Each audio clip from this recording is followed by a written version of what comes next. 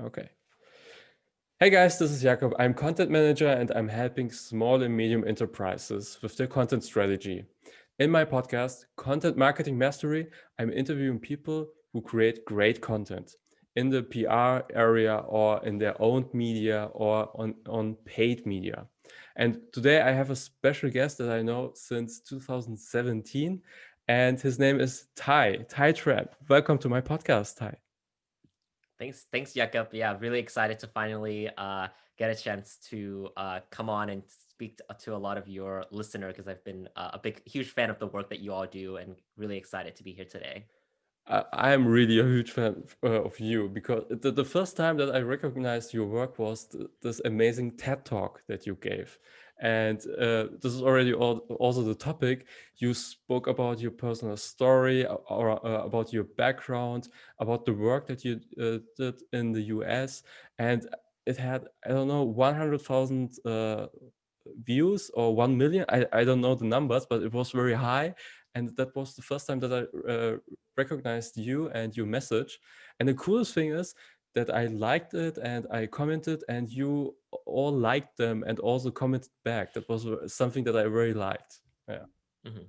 Yeah, no, I think that's a lot of the initial contact I typically also get over on LinkedIn. Just a lot of people who are very interested in building their personal brand, but Hmm. might not know where to start because a personal brand is the word personal there is like very personal to you. And how do you share your own personal narrative without feeling like you're making a big sales pitch, right? I think that's a Hmm. very delicate balance. And I think that a lot of people have, most of my outreach has always been, uh, the personal story that resonated with them, right? Hmm. It wasn't about it's a TEDx. It wasn't about because of who I am, my title, but a lot of people that do reach out really focus more on that background, whether that's the immigrant story, the first Hmm. generation story. And I think that's kind of, I guess that hits home about the TEDx is really focusing on sharing so that people find commonality versus just reaching out to you because you have a certain title or you work at X company, right? So I think that's a really important message to get across.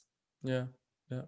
So before we jump into the technical things of content and online marketing, can you share your personal story, so your background? So who are you and where you're from, and what's your passion? Yes, so my name is Tai, as Jakob introduced, pronouns he, him, his, and uh, it's when it comes to marketing, my field has always been in marketing, building beautiful stories, amazing products for Hmm. consumers. But that journey started, way back when I first immigrated to the United States, and so marketing or building products in tech companies have never been something that I ever grew up knowing about. Primarily, Hmm. like I grew up learning English as a second language learner. So that has Hmm. always been something that I never thought about my career would go into content creation, which very heavily relies on the written language, right? And also a lot of Hmm. verbal communication as well. But throughout my experience going to Berkeley in California, through that experience, I had the opportunity to work with a bunch of very beloved brands nationally. First was running social media for the University of California and their business school.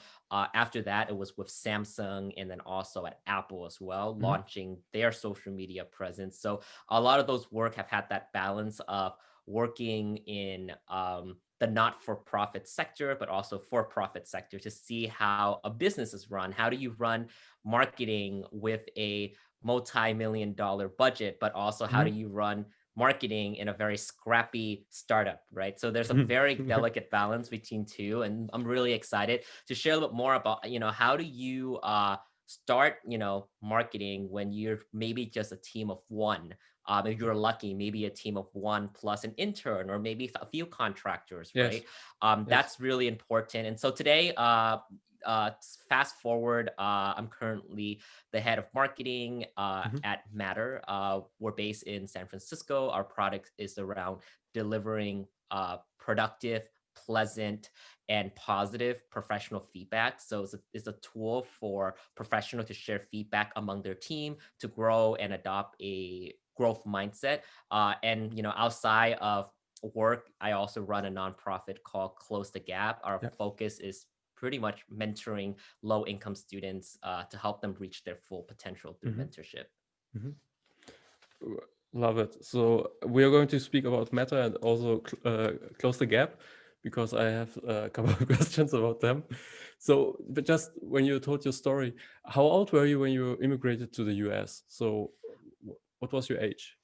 I came here when I was 6, so pretty 6. much kindergarten. I came right when I was about like halfway through kindergarten, so a lot Yeah. of it was like relearning. I joke a lot around like it was hard to learn many subjects because like in order to learn math, you gotta first learn how to speak Yeah. in English and Yeah. understand English. So Exactly. it was very a very interesting journey, and I think that's where I like to share a lot that story about you don't have when it comes to writing or sharing your voice, you don't have to have perfect English or there can't be any like mistakes. And I think that more more writers on LinkedIn are embracing that fact that, hey, I'm not a native speaker and it's okay to share my voice. Yeah. Yeah.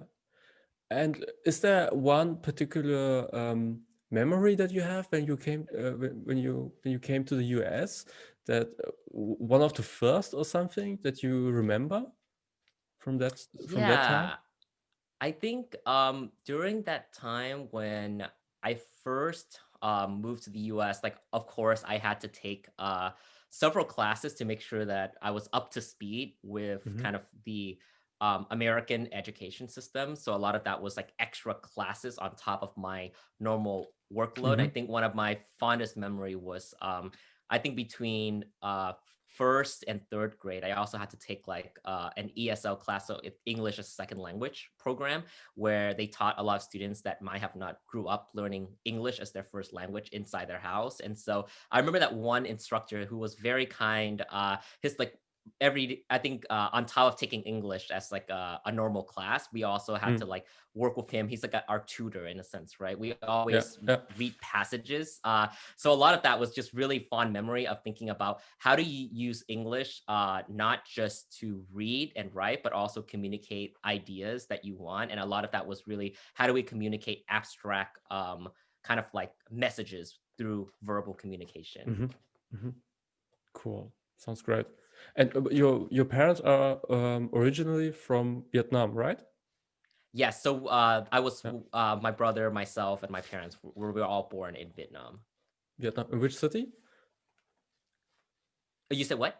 In which city in In Vietnam? which city? So Saigon. So it was like Saigon. Hmm. in the southern Vietnam. Yes, we visited Hanoi in when was it? 2019. My wife and our son. We were in Hanoi. Yeah. Incredible Cool. food, incredible. Just Yes. maybe just maybe the weather, but beside the weather, everything else is like I love it. Yeah. The food was really cool. That's true. Yeah. Yeah. Cool. Yeah. That's so. Yeah. Like your. It's like a typical American immigrant story, right? Yeah, I would say that for me, like growing up in the US has always been the American dream to go through college, get a good job, and then have financial independence. I think that's Hmm. been really ingrained. I would say both fortunately, unfortunately, I would say like fortunately, like growing up, my parents didn't really dictate what career I should take. But also, unfortunately, I think a lot of my peers who I did go to Berkeley with, I just realized that some parents are more heavily involved in their kids' education. So like, hey, you want to be a doctor, a lawyer, I didn't really grow up with a lot of those support system where they didn't go through the American education system, right? They actually didn't Hmm. even attend high school in Vietnam, right? So the way they helped me is through providing shelter, food, but they're not there to like work on Yeah. higher education planning, right? So that's kind Yes. of the reason why I'm very passionate about social impact, really passionate about giving back and paying it forward. Is that we may not all grow up in the same environment that lead to better outcome, but along the Hmm. journey you might find mentors, right, who are willing Yes. to bet on you. And I think that's really important. That I think my career was started out in marketing because a few people took a few chances on me, and along the way more people take a few chances on me, and then Hmm. now I'm trying to do my best to also be able to provide some of those opportunities back to like the very same community that I grew up in. Yes. Yes. So I remember in our first talk in 2017, I think we had a 1 hour chat or something, video conference. You mentioned also your mentors. So you also had these people in your life. I think this is something very important to remember, that you not only uh, struggle, but that you also give back to people who maybe are not that fortunate. Yeah, that's cool. That's also what you're doing with Close the Gap, right? Absolutely. Yeah. A lot Mm-hmm. of our work is to find low income students before they fall through the cracks. And I think that our goal is not to just come in and teach someone to be a software engineer or Mm-hmm. marketer, but really helping them find role models in their life to help Mm-hmm. instill them with confidence, lifelong relationship and confidence that can carry them through whatever they want to dream of becoming. We don't tell people to come into our program saying that, hey, Mm-hmm. you have to be this, or that. It's more about, you have a lifetime to discover what you will become. We're Yes. just here for this part of the journey to help you have the Yes. confidence to figure out what you want to do, right? And I think for Yes. us, that's the biggest important is that you can teach someone to be in an occupation, but that's going to be fleeting. But if you teach someone to be confident, they're going to be able to pursue whatever they want in their life, Mm-hmm. right? And our goal is to really instill them with that growth mindset to know that it is, your dream might change, but as long as you have that confidence, that growth mindset, you can pursue whatever you want, no matter Yes. how old, how young you are, and no matter what stage you are in your life. I'm just curious. So when it comes to growth mindset, how are you doing this? So I mean, do you have strategies? Do you have projects that you implement, or how are you doing this? Yeah. So when it comes to growth mindset, like would say that I like to set goals for myself, Mm-hmm. but at the same time, it's 2020 pandemic, work from home. Goals are very hard to keep up to. But I think the biggest thing that we have to be mindful of is the kind of like measuring ourselves to our own expectation versus comparing ourselves, right? Mm-hmm. I know in 2020, some of you, the listener out here might be seeing like, wow, everybody's accomplishing so much in this past year from work from home, right?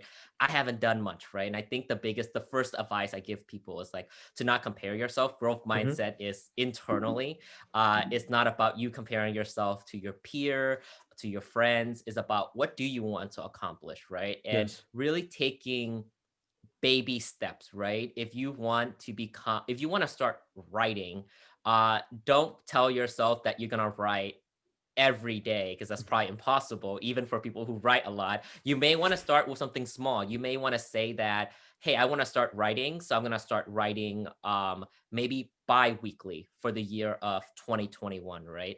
Yeah. But you might not want to say I'm going to start today because now you have to catch up for the next week, right? Maybe you can tell yourself that I'm going to start writing bi-weekly in mid-February. So this next month I'm going to start writing Mm-hmm. maybe 3 times a week and have a bunch of articles saved up, right? I Mm-hmm. think for me, the practice of growth mindset is discipline and being able to help tell yourself that you have these tiny habits that you can Yes. work toward, right? And I think growth mindset really, for me, it's the ability to not just set up goals, but also be resilient. Mm-hmm. Like when you face challenges, right? Because I think goals are meant to be set, but also beside goals, you also have life, right? And work and all these Yeah. other Very things. true. So those are going to just detract you. And so growth mindset is all about like, all right, so sometimes you will have to veer different direction, but as long as you Yes. have your mind set on something, you will get to that destination as long as you have that discipline and be very pragmatic in your Mm-hmm. approach. Cool. So I always see the Instagram stories from Close the Gap. So yeah, looks really cool. Nice. So yeah, growth mindset is also a good topic for marketing. So Mhm, you said something very interesting. You said you worked for this big companies like Apple, so mhm, millions of budgets, and also the startups who are starting from scratch, or solopreneurs. So mhm. what lessons did you learn from uh, working or seeing both sides? Are there typical lessons that you learned, or things that you say, well, this works for them, but this could also work for the solopreneur or the startup? Are there some lessons that you can share? Yeah, absolutely. I mean, I enjoy my experience at Apple very dearly. I mean, you build products, you tell Hmm. stories, and it's heard by millions of people You across the changed the world, world. right? Yeah. Yeah, it does feel like that. And I think that's what we've been taught during our new employee Yeah. orientation, obviously. But at the end of the day, it does have that impact across the world. And the care, the attention through every single piece of copy or even a tweet has many people looking at it, right? And Hmm. also you have a lot of people behind a lot of these accounts, right? And I think for me, when it comes to about when I look back at my days at Apple, it was always about the attention to detail, the Hmm. care for every single letter, syllables, punctuation in a sentence, right? And Yeah. it's very slow and methodic, very process driven, right? And looking back, when I first, left Apple, I always felt that we had too many processes and things moved too slow, right? But you know what? I think that's what it takes when you run a big company like that with tens of thousands decentralized employees across the world, and you're really trying to sell a product, message a product. A lot of that require a lot of discipline. And how do you stay Hmm. consistent when you have 10 people writing about the same thing, right? And how do you have that brand, you have that tone across all your writers, but also have Yes. different voices as well, right?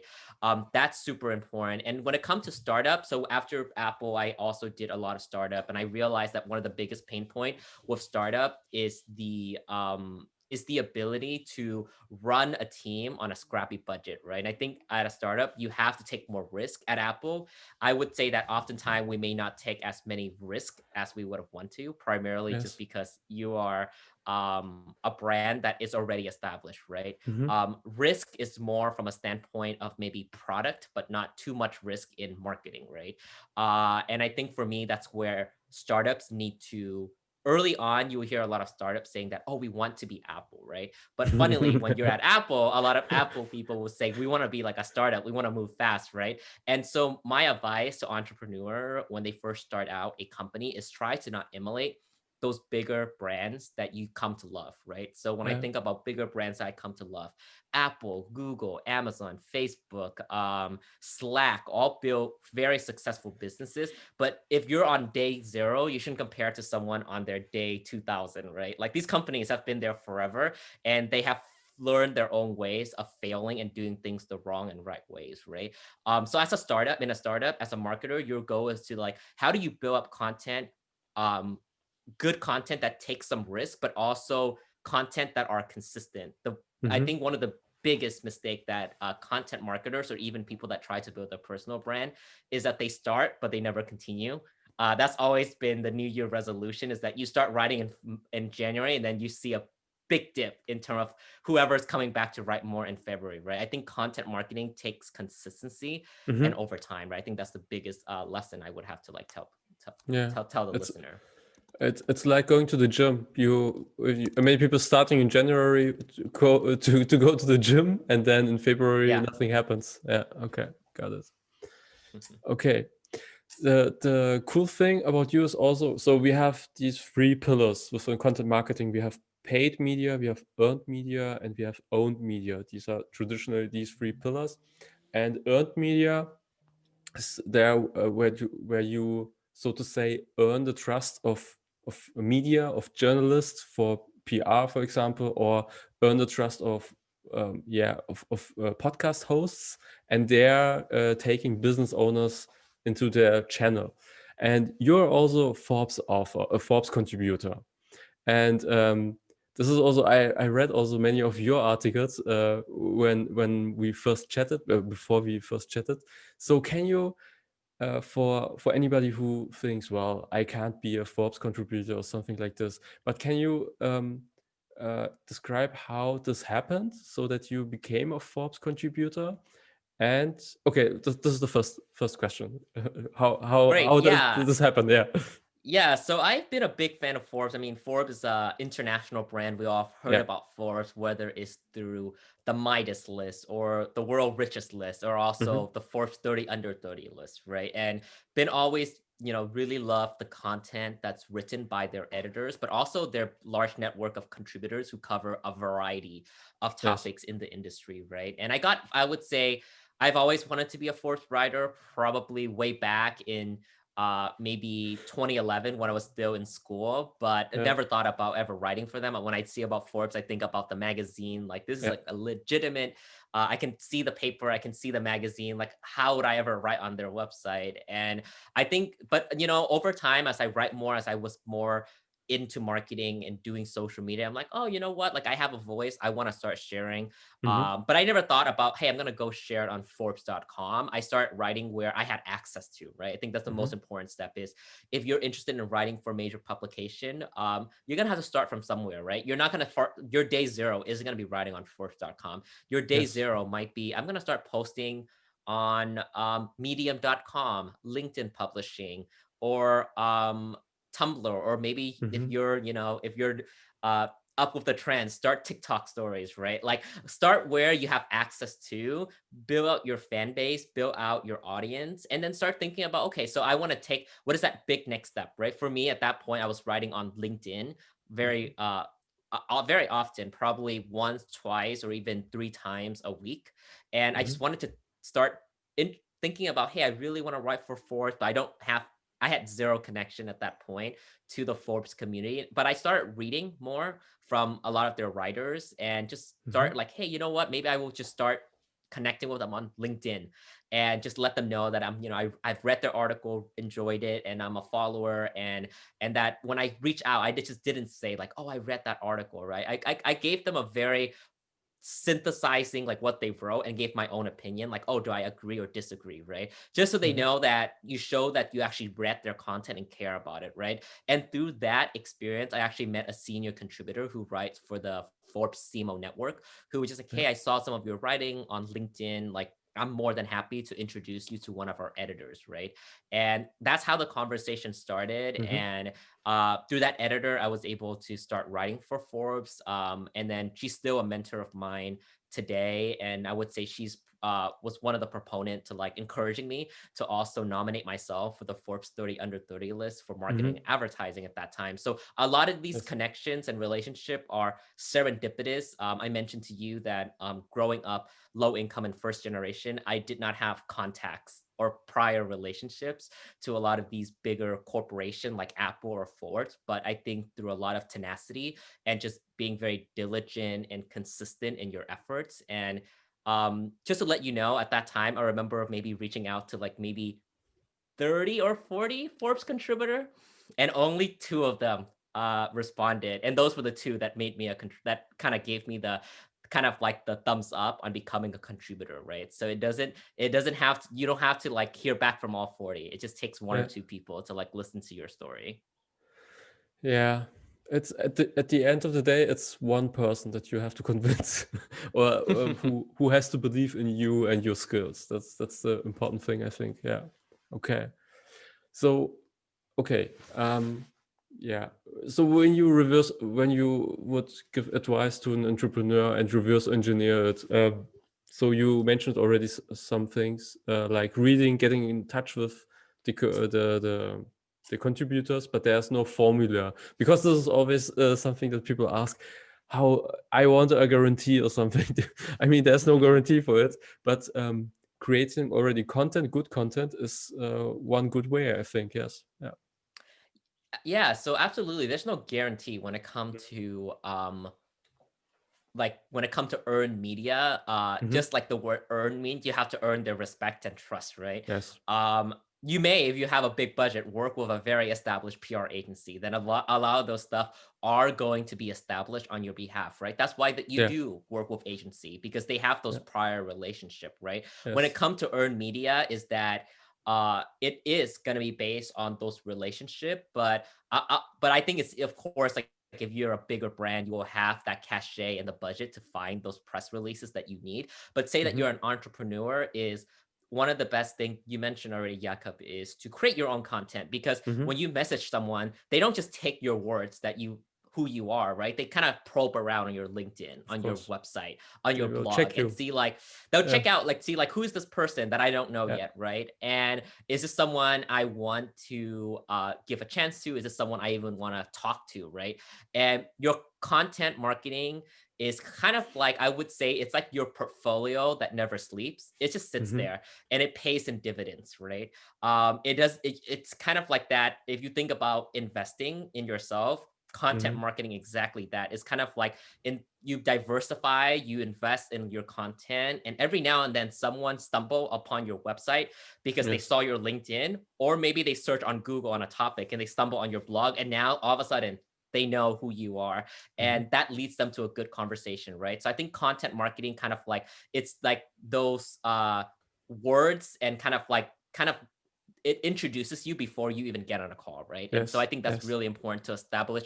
And I think that for the people that did respond back to me back then in 2015, regarding like the Forbes contributor, they probably read my pieces too. They're like, oh, this sounds, interesting. I can see this appearing on Forbes.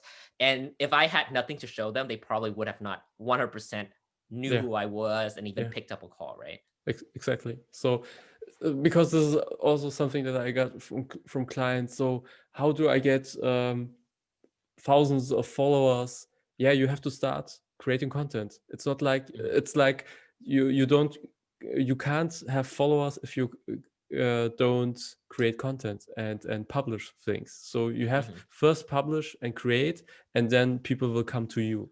This is basically, yeah, yeah, Yeah, absolutely. And I would say that entrepreneur will probably say that I don't have time to create yeah, content, but then you're yeah. like, if you don't have time, then I suggest this, because I would say that I get it. Like, being an entrepreneur is busy. You're focusing. Yes. If you're an entrepreneur, you're most likely the engineer, but also the QA person who tests your app. You're also the publicist, and you wear multiple hats, right? Yes. And obviously, I would say that if you are in a in an industry where building community is important, you're Hmm. gonna have to spend some time in your early days running your own content marketing. But even later on, when you do have that budget to maybe hire a contractor or even an in-house person or an agency to help run your content marketing, it's really thinking about what is your niche, right? Like, if make sure that you don't outsource it too much where you Hmm. lose that personal touch, right? And I think that Yes. for me is that if you want to build you can have a big following, but if they don't engage, then it wouldn't matter, right? And I think that Yes. that's where being very consistent matters a lot, because you both energizes the people that have followed you already, but also being consistent, but also every now and then take some creative risk, Mhm. also bring in a new audience as well, right? And I think that's both is Yes. equally as important, content, but also consistency. Yes. When it comes to the Forbes article, so how do you find or how do you identify the topics or the or how do you do you have specific methods about the research, and do you have a specific structure when it comes to the article? So it's just to have a feeling, how are you, what are the steps that you're going, what are the workflows that you do when you create pieces for Forbes? Yeah, so when it comes to Forbes, I would say that you have to pick um your unique spin to what Yeah. you want to write about. Like, when it comes to my personal writing, you have to write something that you care and you live. Like, if you are writing about a certain product, like an Mhm. industry, then you probably need to love that industry, because that means that you not only write about it, but you also follow people in that industry, right? Mhm. For me, is you got to find where that is that on Instagram, Twitter, LinkedIn, Facebook, TikTok. Find where those people, like your subject, in a sense, like if you're writing about marketing, then you Yeah. can't just not follow marketers, right? You want Yeah. to see what the current CMOs are thinking about, right? Yes. But at the same time, you will also want to make sure that you also yourself use product. You write about social media but refuse to use TikTok or Instagram, then maybe you shouldn't be writing in that topic, right? For me, is that you write in social media, you can't Yeah. be a skeptic, right? You can't be like, I wonder if TikTok will actually still be here in Succeed. 2021, Yeah. right? And Yeah. so you have to believe that that's your job, is that to be a contributor for Forbes, I would say that they bring in contributors not for you to Mhm. be journalists. They don't want you to be a press released machine. They Mhm. want you to have an opinion, even if that opinion is contrasting of another writer. They Mhm. want to have that polarizing spectrum of opinion that TikTok will be a mega success. TikTok is failing in these ways, right? I think for me, that's where I really appreciate the Force platform is that they do bring in contributor that doesn't just cover what's happening, because I would say what's happening you can probably get that from any website because that's Mhm. just very obvious. Something has Okay. launched or something isn't working. But I think the biggest thing is that they bring in people that have practitioner experiences who have Mhm. worked in some of these roles to give their own insight and opinions on it. Well-informed opinions, right? It's not that, oh, I don't like this because I don't like it, but more like, oh, I don't think this will succeed, or I think that I can improve this in X, Y, and Z way based on my past experience, right? I think that's Yeah. really incredible. So for me, I get my inspiration from using products, being in communities that I care about. So if you want to write Yeah. about entrepreneurs, you probably want to go into Product Hunt, right? That's where a lot of entrepreneurs launch their latest product, right? And I think Yes. being where your community and where your readers are is super important to like unearth some of those interesting stories. Yeah. Yeah. Cool. So you're also head of marketing on Meta. So you described Meta. I'm not sure if I really got it. So do you? I mean, giving feedback on a professional way, but are these things digital product, or do you go to these companies and help them with the professional feedback? Can you explain it in a more detailed way? Yeah, so we are a SaaS solution, which is software as a service, Hmm. and it's Okay. a digital platform. You have your team, your peers, is 360-degree feedback, right? Hmm. Feedback isn't just top down, but also bottoms up as well, right? If Okay. you are an employee, you can ask feedback among your peers, right? Your coworkers, but Yeah. you also can ask feedback to your manager. But even if you're a manager, you should also be asking feedback from your team as well, right? It's not just top Yeah. down where manager only gets feedback from their manager, right? For us, we want to build an environment where people can thrive when they see that they got feedback, right? I think for me, I always see that feedback is a gift because throughout my career, it's always easier to give someone positive feedback, but it's very hard to give someone constructive feedback, Mhm. primarily because we either are a bit scared to confront someone with like feedback that might not be too positive. And I think we've built a culture where there's a lot of stigma. When someone say, I have feedback for you, you're like, oh shoot, what did I do wrong? Right? Yes. Nobody say, oh, that might be Yes. positive. It's yeah, it's always negative. So how do we make sure we build a What did new I wrong? culture? I know. So oftentimes when someone say, I have feedback for you, no I one have to ever, speak because with the you. yeah, Yeah.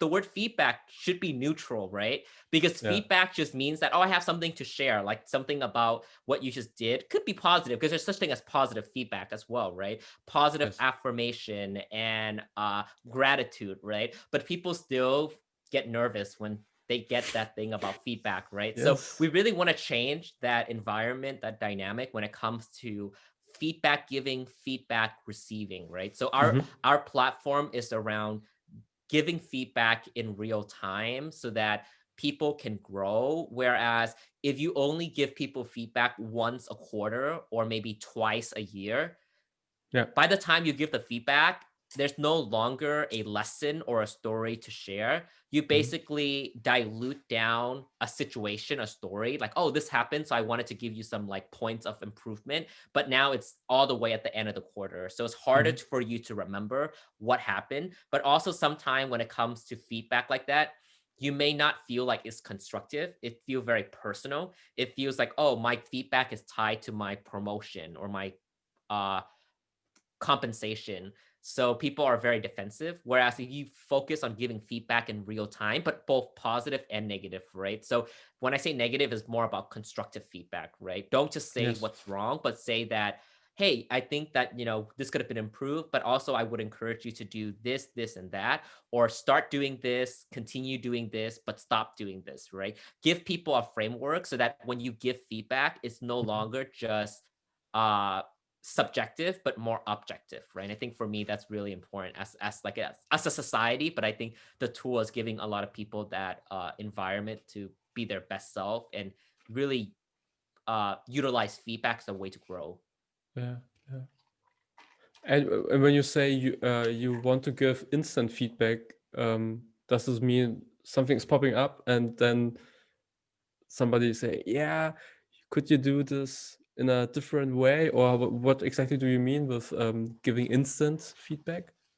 Yeah, so real-time feedback. So right now Real-time we're feedback, still, yeah. yeah, Mhm. real-time feedback is through an app right now where you can go on the app, and so it's a website, then you can like give someone feedback if they're already in there. So you can in our platform right now, there's a couple way for you to give feedback. One of it is through called kudos. You can give someone kudos when they do something amazing.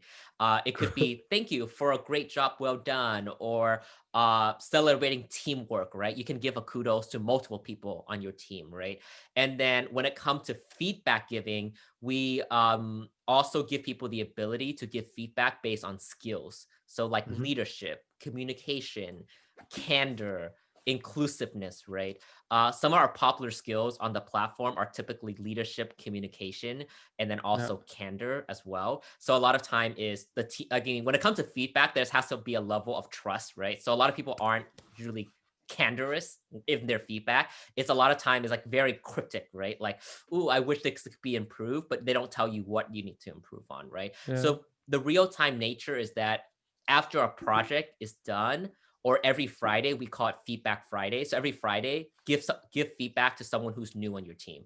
And if you just had this engagement, it doesn't have to be something negative for you to write feedback about. The whole point of giving feedback and normalizing it and giving it more regularly is so that when someone does get a constructive feedback, Mhm. it doesn't feel like, wait, I never gotten feedback from you up until this point. So it feels like feedback is you hardwire someone to know that whenever they get feedback is negative or constructive. Whereas if you do it regularly and actually tell them, hey, I thought this was very well done, it helps teach them that, oh, right, like my work is deserving of Mhm. praises, but at the same time, there's always room for improvement, right? So that's the whole nature of real time is making it more of a habit. So in the future, we're going to try to integrate the product to other platforms like say Slack as well, so that Yeah. as you work with your team, you can also give feedback where they're at and normalizing it through like things like Feedback Friday, right? Making it more Yeah. of a ritual, a habit to give feedback and receive feedback and not just once a quarter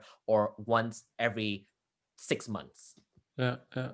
So I thought about my jobs in the corporate world, and there it was sometimes only once a year or something. Yeah.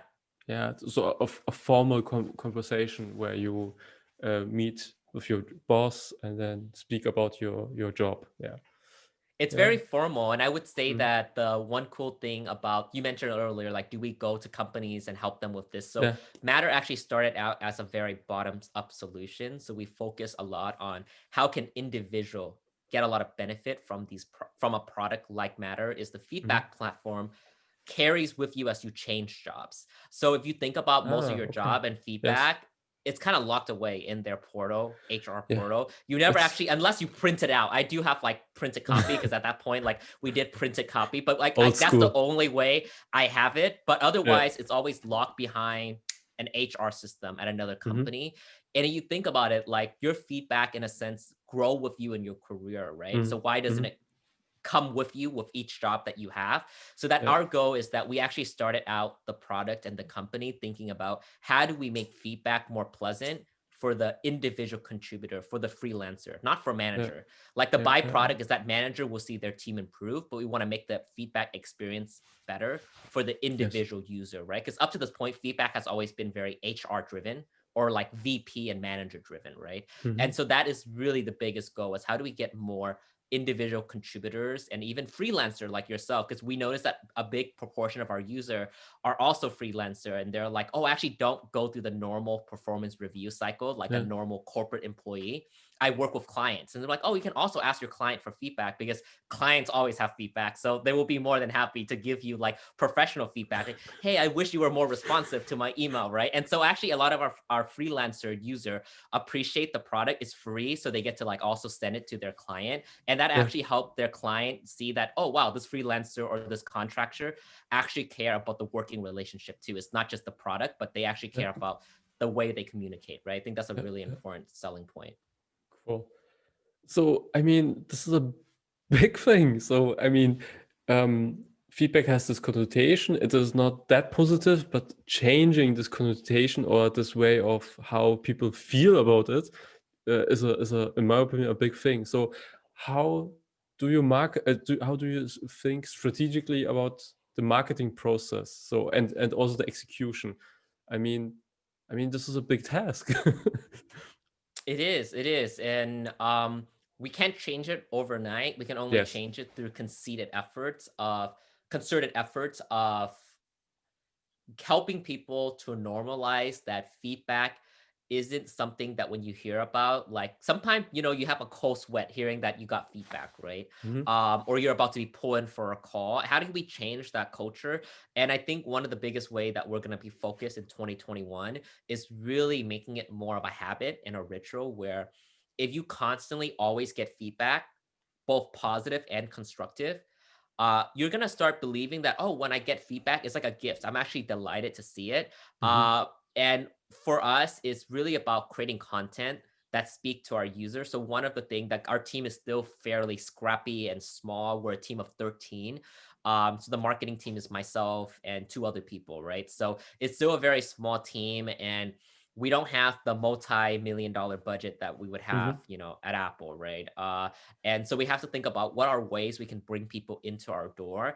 And a lot of that is through like SEO, building out amazing content that Hmm. people might be Googling for something, but now they enter our website because they're curious about certain things, right? Like some of the stuff that we noticed that during COVID-19 was that there was an uptick in like keywords for analytical thinking because every job description now has the word analytical thinking in there, right? Or Okay. interpersonal skills, right? So if you search up those two terms, we're currently right now on like the top like one results, right? So a lot of the effort that we do is thinking about we're not here because someone is looking for feedback. What they're looking for is improving in skills, actually. Yes. There a lot of people that want feedback is because they want to hone in or refine a craft, right? For them, the craft could be marketing, but a lot of the time we notice that people actually want to improve on soft skills, professional skills, right? Yes. It's harder to improve in verbal communication or leadership versus if you learn something that are more technical and hard.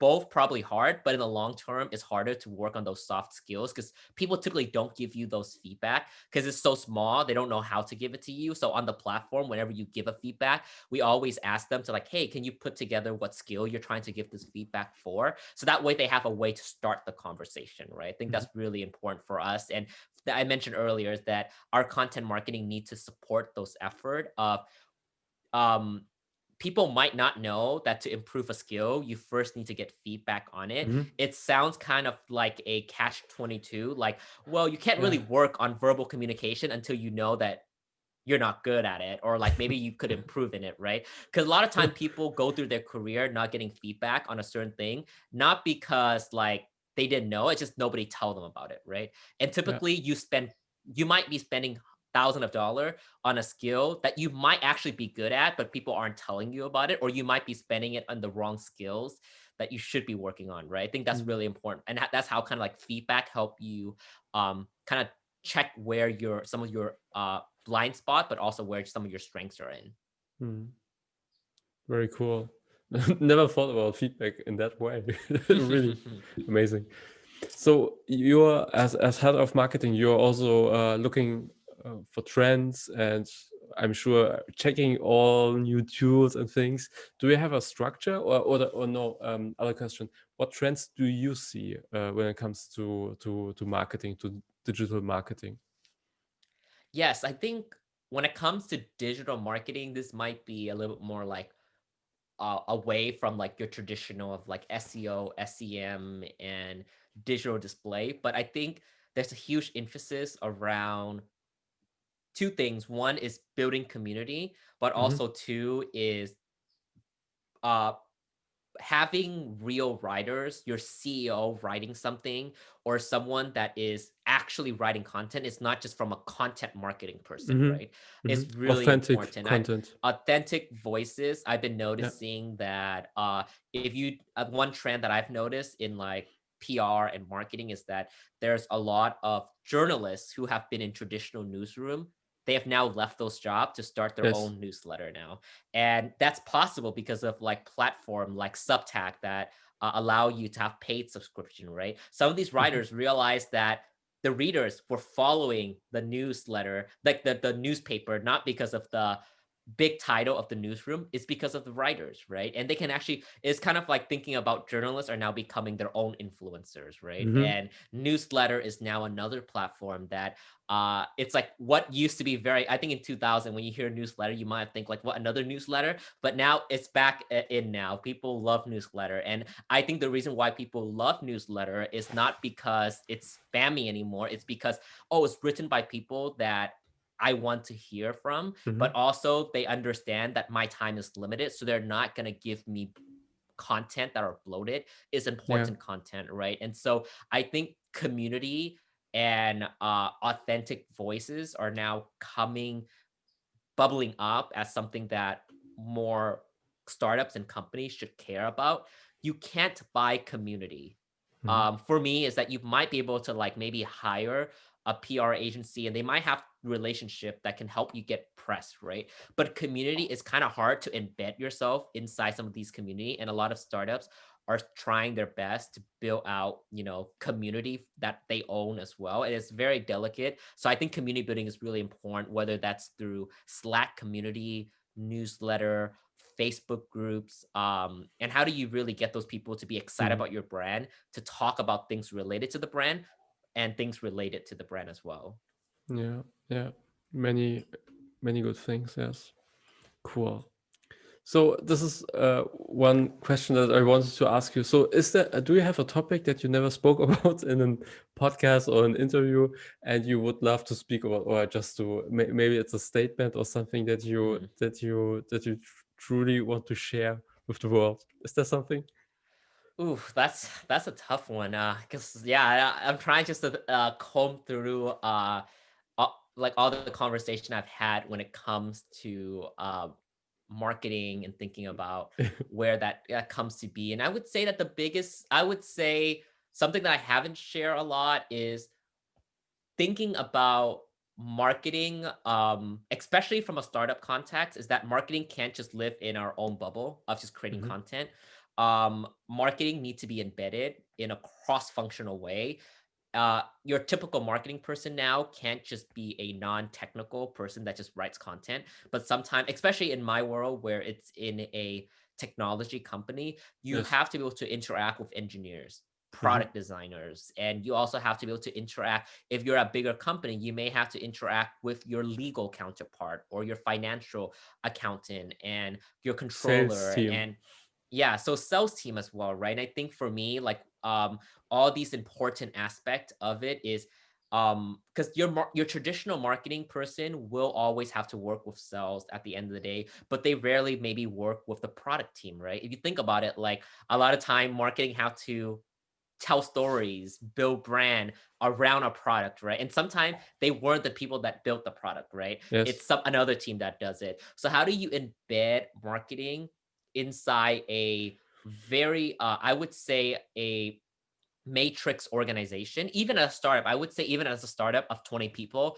it's incredibly as matrix as an organization of 30,000 people, right? Mm. Whereas in a 30,000 organization at Apple, where you have one person doing one particular task, very specialized, at a startup, you have one person who do 10 things, but you don't know which of those 20 people that did one of those 10 things that you need from, right? So a Mhm. lot of it is how do you work across team? And I think for me is that marketing, I know that a lot of people have been talking about how CMOs are now becoming CRO, like Chief Revenue Officer.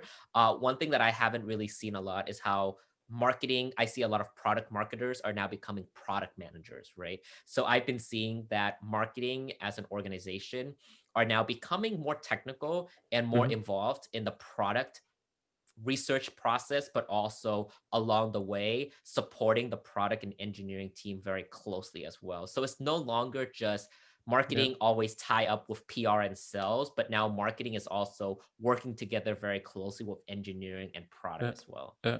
Which is a good thing, right? which is a good thing. I think that Yeah. that's kind of the glue in any organization. Hmm.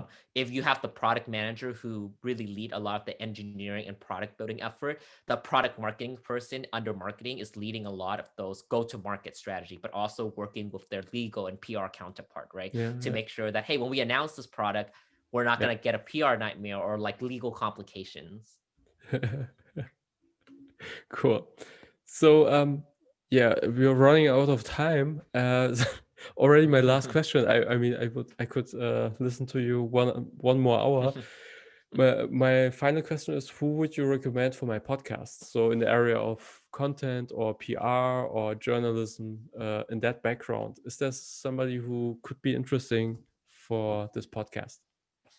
Yeah, so I would say that I recently listened to another podcast, but also like a piece on the head of marketing over at Notion. I'm not sure if you've heard of Notion. They are a startup in San Francisco as well. Yeah. They their tool has exploded since COVID-19. Their main thing is building a workspace for decentralized employees, kind of like a wiki, but for your Okay. company. So I know that their focus has always been community. Even when they were first starting out as like a team of 10, they've always indexed in helping build out communities of people that love their product, right? So Notion as a tool is kind of like I kind of like to describe it as like a more organized way for you Google Docs and all your Hmm. various documentation under one place. And so a lot of startups in Silicon Valley are adopting Notion now as like an alternative to Google Docs. And if it's incredible to see how well adopted it has been in both education and also in the for-profit sector. So I know for their head of marketing, Camille, she really their CEO, the head of marketing over there, really care about building out community. So there are actually people who create website to tell you, hey, I have created this beautiful Notion. If you're a nonprofit, all you have to do is click duplicate, and you have this all workspace filled out for you. From like, here's finance, Okay. here's marketing, and it's an incredible thing to see how. And they work closely with the Notion team, right? They work Yeah. closely with the company that work with them. And I think for me is that you can't just say that you want to build community, but you make no effort to partnering with the people that try to build community for your own company, Mhm. right? The best thing that can happen for a brand is that you do have people that build out the community uh, on your behalf, and they actually end up hiring a couple of their marketing hires from people that built these community prior to joining the Mhm. team. And I think that's an incredible thing. It's really, even as a startup, I think building community is such an important step to build that super engaged base of customer and user that love your product and are willing to advertise it willingly, right? With no budget, nothing in mind. I think that's, for me, that's authentic, but also that shows how amazing your product is at the end of the day. Yes. Yes. Cool. Notion. I will check it. Cool. Yeah. Thank you very much. Is there something that you want to share? Some last thing or No, I think this was an incredible conversation, Jakob. I know we've like what it's been 3 years since we last talked, and I think yeah. that marketing like is constantly changing every single year. And I think Yes. that it's cliche, but I would say 2020 sped up a lot of the way that people run marketing organization now. To be honest Yes. with you, I've already seen a couple shift.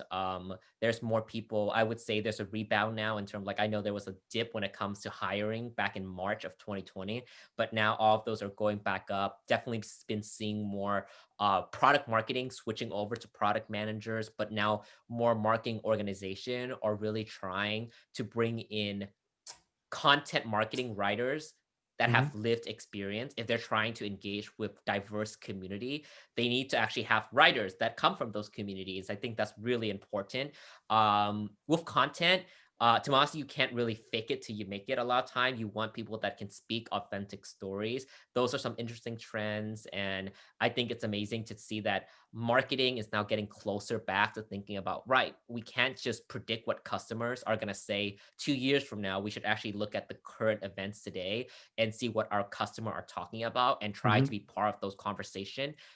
Don't attempt to lead it, but be part of it and show that, hey, your company do care about certain subjects. And I think for me, that's really been a major shift for marketing organization. And personally, I'm really excited to see that transformation. I think it's doing more good for society, as more brands are now a little more comfortable taking on a more, I would say, stance on certain either political issues or activism. I think that now it's more normalized now. I'm hoping that continues to be the case, because I think that just because a brand is for profit doesn't mean that it can't do good and leave Yes. positive social impact as well, right?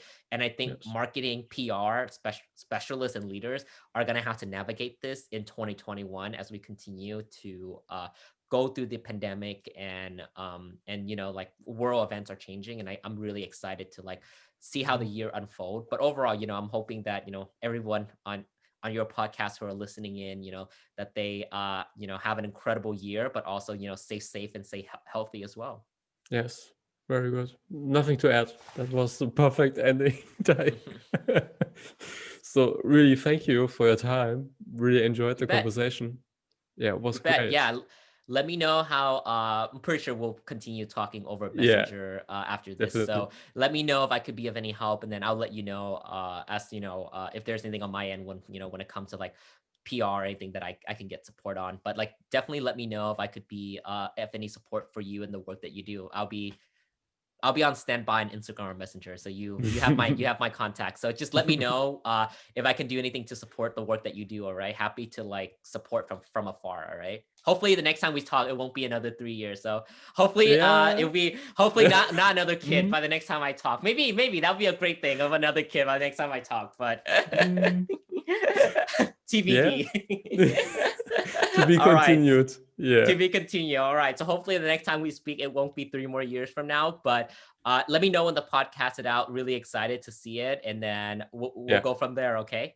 Yeah, and what I also would love to do is create snippets also for Close the Gap and also for Meta if you're interested. So I'm taking the long interview and cutting it into shorter snippets, and I can brand it also with your logo if you want. This is something that I would love to do to support your work also. That's great. Yeah, feel free to send along. I'm happy to share them. And I think I'm really, always cheerleading on the work that you're doing. So if there's anything that I can do, whether it's Appreciate it. testimonial or make or any co-introduction, I'm happy to like do those as well. Like when it comes to Forbes, I wish I have more clout. I'm gonna start writing again, hopefully. Then maybe once I start writing, I'll be able to like talk to the editors a little bit more. But yeah, let me know. Do you have any goals for 2021 of any like other Yeah, publication many. you're trying to get into? Many, yeah. Are there any particular one beside Forbes that you're also like looking to like hopefully get onboarded I'm onto? Yeah, I'm a big fan of Jason Pfeiffer and the Entrepreneur Mm, magazine.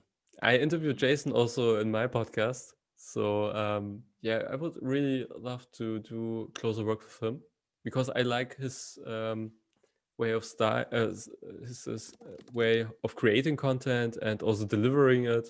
And this would be cool. Yeah. So Entrepreneur magazine. Yeah. that's great. Yeah, I mean, I'm happy to like I mean, right now it's like busy month in January, but like love to Yeah. connect either sometime in February or March if there's anything that we could work together on as well. I'm pretty sure as you're working on the content marketing stuff, like if there are interesting people that you want to like, I can help write a piece or two on their work as well on Yeah. Forbes. That could be like a way for us to collaborate as well. But just keep Mhm. me in the loop on the work that you do, all right? Okay. Appreciate it. Thank you. Yeah, you Really bet. All cool. right. Well, are you done for the day with work, or you have a few more things? It's I midnight, mean, right? yeah, the new day started already. A I new can day continue starts. this. Everything fine. So sleeping just that's the All right. agenda. All right. Well, have a good night. Thanks for taking the late call. Then we'll talk again. All right. Yeah, it was appreciate your time. Thank you again You and have bet. a great Thanks, day. Jacob. Thank All you. right. Bye See bye. you. Bye. Bye bye.